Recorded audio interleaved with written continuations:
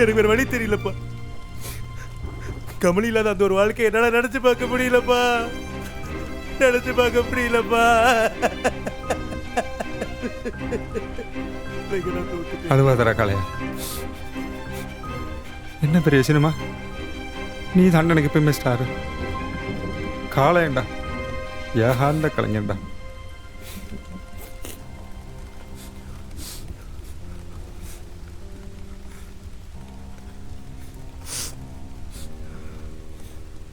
நீ சாகும்போது என்கிட்ட மன்னிப்பு கேட்குன்னு நினச்சேன்.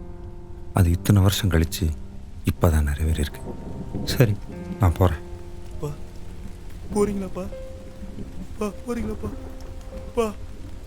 போகாதீங்கப்பா, போகாதீங்கப்பா, போகாதீங்கப்பா, போகாதீங்கப்பா.